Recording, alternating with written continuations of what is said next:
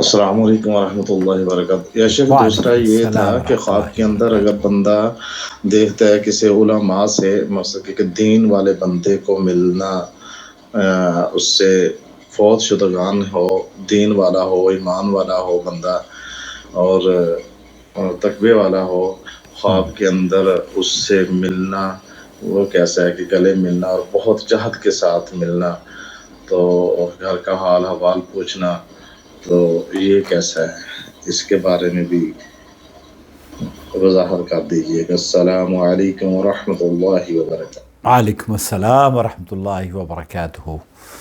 آپ دیکھ رہے ہیں نو ٹی وی جدہ اور میں ہوں آپ کا دوست، آپ کا ہوسٹ محمد عاقل۔ اس وقت دہلی میں مقیم ہوں، کچھ دنوں کے لیے آیا ہوا ہوں، اب انشاءاللہ جلد ہی واپس لوٹ جاؤں گا۔ بہرحال خواب کی تعبیر کے سلسلے میں جو بھائی کا خواب ہے میں نے رومانہ کی خدمت میں پیش کیا۔ ایز یوجول آئیں سنتے ہیں انہوں نے اس خواب کی کیا تعبیر بیان کی ہے۔ السلام علیکم ورحمۃ اللہ وبرکاتہ۔ وعلیکم اللہ السلام سبحانہ تعالیٰ کو ورحمۃ آپ کی اللہ خیر، برکت اور وبرکاتہ۔ خوشیوں سے نوازے، آمین آمین رب اللہم العالمین۔ آمین۔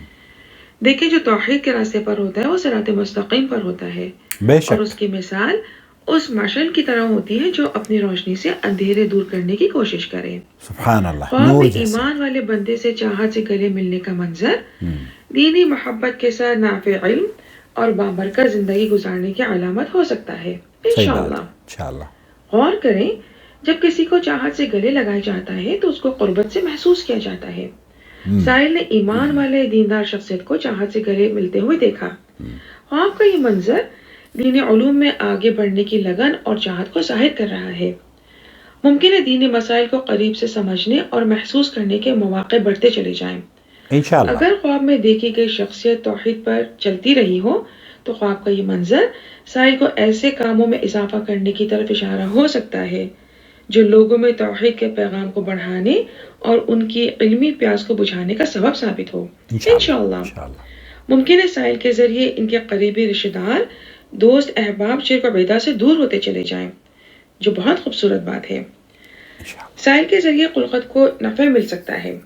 خواب میں فوت شدہ شخص کے گلے ملنے کا منظر بھی بیان کیا گیا ہے۔ خواب کا یہ منظر کسی مالی فائدے کی علامت ہو سکتا ہے۔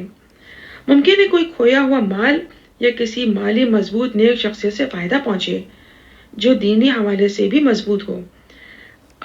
سائل کی دینی اور دنیاوی ترقی ان کے خاندان کے افراد کے لیے رہنمائی اور اچھی مثال بن سکتی ہے انشاءاللہ۔ یہ سورہ بقرہ کے آیت نمبر 257 کو پڑھ کر اس کے ترجمے پر غور کریں اور نماز کی پابندی قائم رکھیں۔ سائل کو چاہیے شکر گزاری کی سوچ، عمل اور کلمات میں اضافہ کرتے چلے جائیں۔ سائل کے ذریعے بہترین قدم اٹھانے کی صورت میں دنیاوی کاروبار اور مالی حالات کے ساتھ دینی معاملات میں بڑی خوشخبریاں ہیں۔ ان کے ذریعے نافع علم اور خلقت کی بھلائی بھی آگے بڑھ سکتی ہے۔ اللہ سبحانہ تعالیٰ ان کے نیک اعمال کو قبول و مقبول کرے اور ان کے لیے آسانیاں بڑھاتا چلا جائے۔ اللہم آمین۔ بہت شکریہ رومانہ آپ کا، اللہ تعالیٰ آپ کو جزائے خیر دے۔ یہ خواب کی تعبیر خواب میں خوشخبری ہے خوشخبری ہے۔ اللہ سبحانہ تعالیٰ کو آپ کی خیر، برکت اور خوشیوں سے نوازے، آمین، آمین رب جزاک العالمین۔ اللہ خیر۔ واللہ اعلم۔ بہت شکریہ۔